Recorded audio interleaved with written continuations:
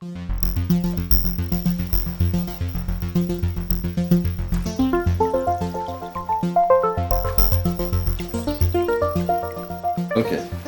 so Dr. Wieslaw Maslowski.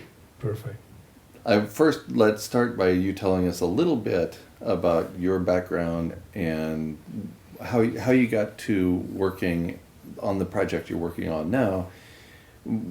And apparently you've been here for nearly a dozen years at the U.S. Naval Postgraduate College. You were in Fairbanks before then. Can you just give us a 1-minute overview of how you came to be sitting in this very room? So I got my master's degree at the University of Gdańsk in Poland. I went to the University of Alaska Fairbanks, got my PhD degree, both in oceanography. I started using high-performance computers all the way back in Poland, which was quite unusual. And I was using supercomputers in Alaska as well. And I came here to Monterey to work with a particular person, and now deceased already, Professor Albert Sempner, who was one of the top world ocean modelers. Mm-hmm. And I was interested in developing a regional Arctic model for the ocean. And we got together. I was a postdoctoral fellow here at the Naval Postgraduate School, which is not a college, it's a graduate school. Sorry about that. So that's only master's and PhD students, there is no undergraduate. And I worked with Bert Sempner until he retired, and basically took over from him in sense of working on the polar regions. Bert Sempner was very well recognized not only for ocean model development, but also he was one of the first to develop the sea ice model, Mm-hmm. which was useful to couple together with the ocean model. Mm-hmm. And after my postdoctoral fellowship, I was offered a research faculty position back in 1994. So that's not a dozen, that's a 2 dozens of years that I've been here. And I became a full professor. That's a good question. 12 years ago, Okay. 13 years ago. Mm-hmm. I should look up my CV. Yeah. We don't need your CV. And basically, I became a leader of a project or multiple projects, all of them complementary to each other, focusing on advancing modeling and predictive capability for the Arctic region. Mm-hmm. Mm-hmm. And that's how I'm here. And I regard the work you have done as among the most important work in climate science, because the Arctic so affects everything else, and specifically the Arctic ice has tremendous influence on the global average temperature of planet Earth. So you senior authored a paper along with 3 other colleagues in 2012 in the Annual Review of Earth and Planetary Sciences. And that paper, which I believe was titled The Future of Arctic Sea Ice, projected, not predicted, projected an ice-free Arctic as early as 2016 plus or minus 3 years. So can you tell me a little bit about what your current work is pointing to in terms of an ice-free Arctic, and if it turns out we don't have an ice-free Arctic this year, 2019, then what improvements have been made on the ability to project into the future or predict into the future? So you pointed out correctly that in that paper we were talking about projection, basically using a linear trend on the ice thickness and on ice volume time series, since it was started dramatically declining around the late 1990s. And the projection was from late 1990s through basically 2007, 2008, when we had a one of the second minimum based on satellite observations. Mm-hmm. So it was already kind of like pointing lower because of that 2007 September minimum. The other thing is that for the past 12 or so years, we did not necessarily maintain that trend in the sea ice volume and thickness. Some years between 2007 and 2019, the trend was kind of level and slowed down. So in the end, that trend was not necessarily that linear as we established between late 1990s and 2007. Mm-hmm. So, however, the point again is... Just to be clear, the trends flattened out a bit instead of continuing So first of all, I would point that a trend was based on a relatively short time record. Mm-hmm. Okay, let's say 1997, 2007. Mhm. So that's 10 years. Yeah, Okay. 10 or 11 years. So add another 12 years on that, and that trend looks different, whether Sure. it was slower or leveled or whatever. That trend is different, mainly because the climate is a highly variable system, and we've had some changes in the rate of global warming, for Mhm. example, Mhm. globally, not just only in the Arctic. We had changes in the amount of heat delivered by atmosphere and the ocean to the Arctic, Mhm. and so forth. So the bottom line is that projections are maybe useful as a warning, but they are not necessarily as accurate as you wish to be when you talk about predictions. Mhm. And in order to do predictions, we need better tools rather than just drawing a linear trend on a 10 or 15-year time series. And that's where we get into the work you're currently doing. Okay. So since that work was looking at the trends based on linear projections, we organized or put together a team of people, and we had a number of projects funded by different agencies: Department of Energy, National Science Foundation, Office of Naval Research, among others. And for the past over a decade, over 11 years now, we've been working to develop a regional Arctic system model, RASM, to basically focus on the Arctic model and use that model to be forced with the global climate output along the lateral boundaries of that regional model. That's called dynamical downscaling in the modeling world.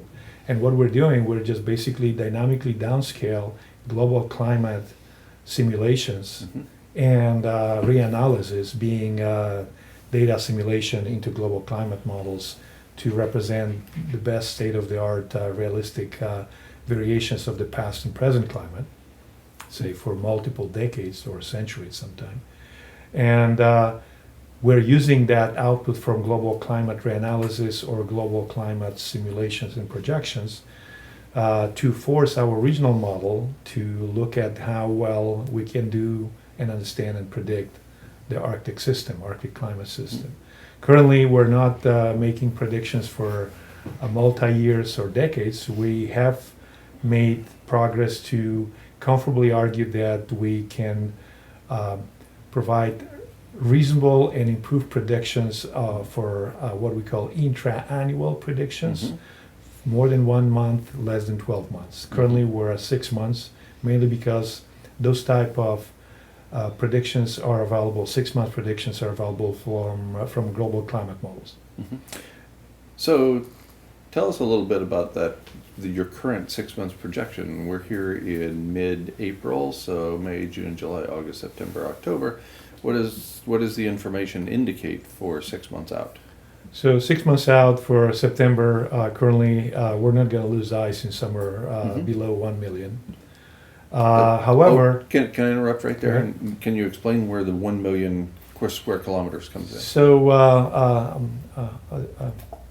a few scientists, they basically were looking at providing some definition, quantified definition of what the community considers or could agree on what it means to have Arctic summer-free, ice-free summers in the Arctic. And that And doesn't mean basically- every ice cube is gone. That No. means down to about 1 million square kilometers. Less than 1 million, mostly remaining to the north of the Canadian archipelago and Greenland. Okay. But that would mean, less than 1 million would mean no sea ice at the North Pole, for example. Right. So if you're thinking about, using Arctic for transportation, this would be the shortest route from Pacific to Atlantic, from say Japan, China to Europe, across the Arctic, with that scenario of ice-free or less than 1 million, where the North Pole is free during summer, Right. and that would provide a much shorter route than going across something called Northern Sea Route, which is along the Siberian and the Russian side, or across Canada and called Northwest Passage. Okay. Sorry for the interruption. Thank you for that explanation. Now, you were about to say something about we're not going to have an ice-free Arctic this September. That is correct. Okay. That's what our 6 month predictions are telling us. Well, that's very good news. That is good news. And as a matter of fact, I'm happy to be wrong. That we may still have some ice available for some years. Going back to that paper that you referred to, 2012 paper, that we projected that ice may disappear around 2016 plus minus 3 years. The main thing is that one of the reasons for making that projection was to make people aware that projections based on the satellite records and two-dimensional ice extent projections are possibly too conservative, and we shouldn't be feeling so comfortable with the rate of declining sea ice based on the satellite record, because it might be declining much faster. On the other hand, that paper also suggested that projections from global climate models might be way too conservative as well, which has been demonstrated by comparison with the satellite two-dimensional ice extent and ice area, verifying the satellite record of the past several decades and the model representation of that time period, showing that the models, global climate models and Earth system models, are too conservative, representing those several decades of the satellite records as well. Yeah, and this is important. The focus on 3 dimensions or volume as opposed to aerial extent is critical to understanding the Arctic system and the Arctic ice. I don't think most people understand that very well. I continue to see people reporting on extent when we know that with respect to heating and when we can expect an ice-free Arctic, we know that volume is far more important than the surficial layer. By basic law of physics, isostasy, roughly 10 or 15% ice is floating above the surface, which what we can see from above, from the space, from the satellites. Right. And the remaining 85-90% is actually floating below, submerged below the surface water. Right. So if we see changes in the ice area, those could be changes related to thin ice declining in area, but we're not actually seeing the change from satellites in the thickness, with some caveat, because we have some satellites now that can provide some estimates of ice thickness. Currently, there is a European Space Agency satellite called Cryosat-2 flying on in the polar orbit, and they provide some estimates of the what is called freeboard, ice freeboard. They measure the height of ice above sea level. And there's some issues in providing accurate estimates of this ice freeboard because of the snow cover, because of the loading of snow, because of the ice and snow density relative to the water density and so forth. But there are some estimates of the ice thickness, Arctic-wide ice thickness from the Cryosat-2. And as of this year, I think it was actually ISAT-2, the NASA ISAT-2 was launched late last year. And I've seen early results from ISAT-2, which are also providing freeboard measurements, but those have fewer uncertainty comparing to Cryosat, European satellite, and we're yet to get the public access to this data set from ISAT-2. The main thing is that part of the reason those satellites are out there, that some people in the science community like myself have pointed out that looking at the ice area only, it's not sufficient, and we have to have a better understanding of changes in the ice thickness and the total ice volume. You cannot understand the changes in the media like ice, sea ice, if you only look in the two-dimensional space. You have to understand the changes, rate of changes in the three-dimensional space. That's how we account for the mass of ice. Right. If you don't have the estimates of a mass of ice, the changes in ice area might be misleading in terms of how fast or how quickly or how slowly this ice is declining. And what we pointed in that paper was that comparing the rate of decline of ice area versus ice thickness and ice volume, the ice volume was declining almost twice as fast over that time period at that time as ice area. Okay, So there were a number of things that are still correct from what we said, Right. except that it looks like, maybe fortunately, our projection is not going to be realized as soon as we said. Okay, two final questions. I know you're busy and I know you have to get back to work. When do you expect an ice-free Arctic? And what do you think will be the implications for planetary level warming resulting from that first ice-free Arctic? And I know those are two difficult questions given the limited data available. Like, we haven't had an ice-free Arctic in the history of Homo sapiens, so it's a little difficult to say what's going to happen.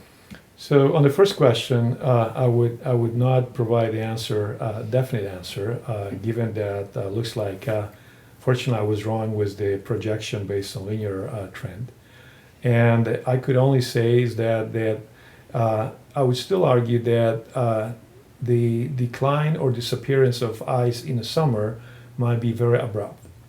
And the reason I say that is that as we're declining the ice area, which is measured by satellites, and we now get some understanding about the ice thickness in the Arctic from those new satellites, laser and radar satellites.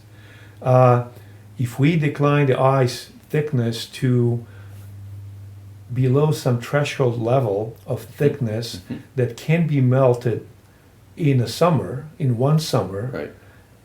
that will be that cliff of which we might fall off sooner than later. Right. Okay, all the projections from the global climate models and involving satellite evaluation, satellite observational record, are focusing on comparing the accuracy of models representing ice area, and they're not focusing or not necessarily evaluating the reality of model simulation of ice thickness distribution and rate of change of volume. We have results in our own simulations from our regional model where we can show that for the same ice area, two different realization of the same model with slightly tweaked physics, parameter space of something that the models not resolve because of their coarse grid resolution. And we can change the parameter in one or two or three different processes, and we can have, for the same area in two experiments, we can have no ice. Well, we can have very realistic sea ice thickness, or we can have 3 times more ice thickness for the same ice area in the two experiments. So the volume could be, 2-3 times less Right. in two experiments for the same ice area.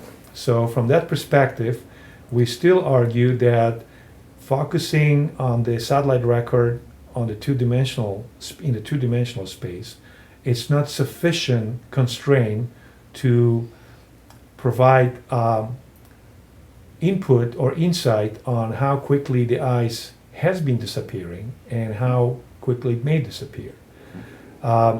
There are some publications now, peer-reviewed publications, which are using the global climate and Earth system models, and they handpick some of them for their better representation of the Arctic ice area, and they provided the estimate of ice disappearance roughly between 2030 and 2040. And what do you think about that? I would still think that it might happen sooner than that, but I would hesitate to provide a specific date, basically Right. because the system is so complex and so nonlinear. Right. Okay. Yeah, I'm sure you know Peter Wadhams and his work, Yep. and he indicates that it will occur in the early 2020s, this ice-free Arctic. Yeah. And it's difficult to argue with a man who's taken more than 50 expeditions on and beneath the Arctic ice, and it's also difficult to make predictions in such a complex system. So I would caution about making specific predictions for a specific year, especially without using very, advanced tools. Right. Okay, so making a prediction based on projections, I hesitate to do one more projections Right. like that, and I believe that what Peter Wadham's doing is still trying to do those kind of projections. Okay. Okay, Right. I'm not criticizing. I'm just saying that he's free to do that. I understand. I hesitate doing this anymore because I think that the right way is to develop the right tools and use those tools to basically demonstrate that they are providing gain compared to other tools such as global climate and Earth system models. If we can demonstrate that a regional model provide gains in simulating past and present and maybe predicting seasonal or intra-annual ice conditions, then we can start talking about making longer-term predictions using a regional model based on some scenarios of global climate model response. Okay, good. I don't think anybody who has studied the issue for more than 10 minutes or so can conclude that at some point we won't have an ice-free Arctic. The trend is in that direction. There's so much latent heat built into the system. We're cooking the planet with burning fossil fuels and so on. And so the question is, then what is likely to happen?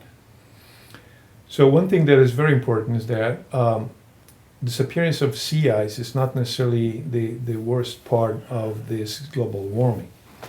What is important to realize is that as we remove the sea ice, most people understand that we're changing the albedo, but with the reduced albedo, we accumulate more heat in the Earth system. Right. Okay? So there's actually a community now where they're looking at something called Earth energy balance, or more accurately, Earth energy imbalance.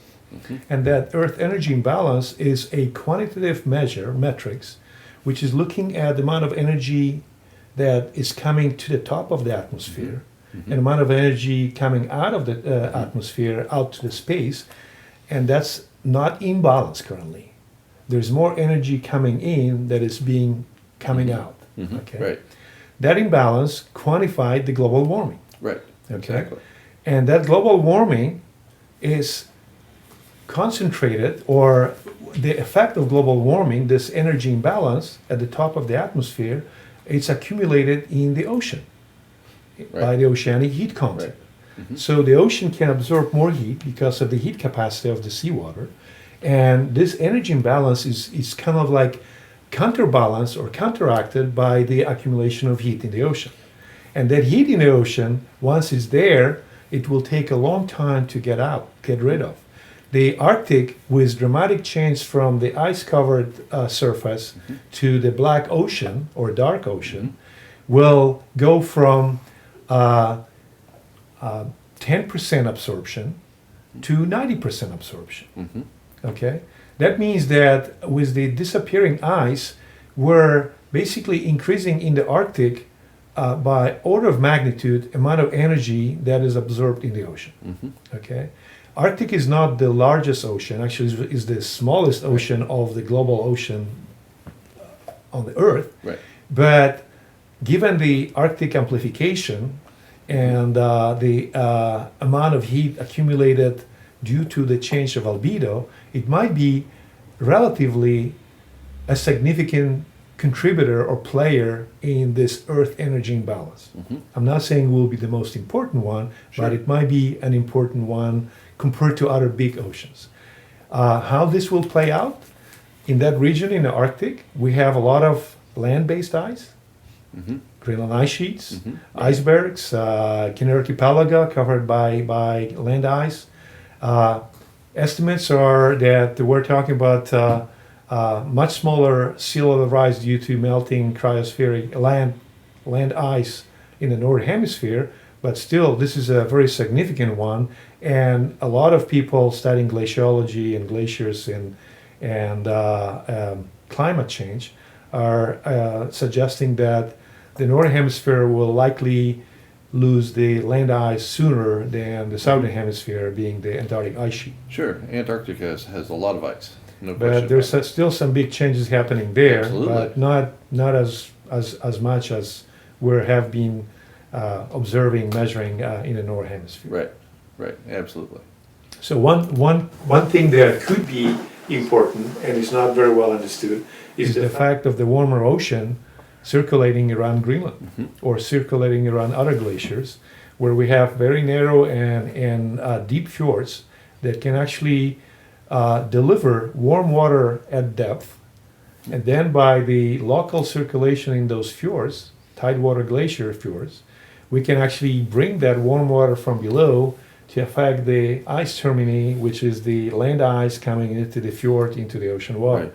And we have seen some of those tidewater glaciers receding dramatically, part of it due to the calving, which is just the ice falling off. Part of it that's actually melting by the warmer water entering in those fjords around Greenland and Right. other fjords in the northern hemisphere. Right. Within the last couple of months, even the Washington Post ran a story about the Atlantic intruding from below, basically, into Correct. the Arctic and greatly warming the Arctic. So finding species that have never been reported in the Arctic before that we tend to associate with the warmer waters of the Atlantic. So with the changes in the Arctic in terms of sea ice and oceanic heat content, there's another very important aspect which we don't understand very well, and I would argue that we don't appreciate or don't put enough effort, is that biogeochemistry, marine biogeochemistry change. We have been looking, I know about a lot of efforts funded by various agencies such as Department of Energy, National Science Foundation, looking at the land changes in terms of the ecosystem, vegetation, and so forth. But the point is that we're not spending enough efforts to look into the marine ecosystem changes. Mm-hmm. It's not only about the fishery productivity and so forth, there's also a very important aspect of the changing chemistry, exchanging between the surface ocean and the atmosphere, dimethyl sulfides, bromides, and all this other chemical that are actually currently involved in a chemical cycle between the freeze up and melt of the sea ice in the Arctic and communicating some aerosols and chemical substances from the ocean surface to the atmosphere. And with reducing the ice cover now in summer, and as we can look at this year, winter currently, we're like roughly about 1 million square kilometers below the lowest ice extent for that day or that month Right. this year. Right. So that doesn't mean that we're going to have the lowest, that doesn't necessarily mean that we're going to have the lowest Sure. ice extent in the summer, but the fact that we're reducing significantly and continuously the ice in the winter, that also is telling us that things are not going well Right. with the sea ice. So Absolutely. I have commonly, when I teach my courses, I will say that until the late 1990s, we're talking about healthy sea ice in the Arctic. Right. And since then, the ice has been pretty sick and it's Right. getting worse. Right. Thinner and thinner. Yep, Yeah. Well, thank you very much for taking the time today. I really appreciate it. my pleasure. So Thank you. this has been a wonderful conversation and wonderfully uplifting from my perspective that we don't expect to see an Icefree Arctic this year and maybe not for a few years into the future is the best news I've heard in a long time. We'll see. Thank you. Thank you very much. Yes. Thank you, Paul.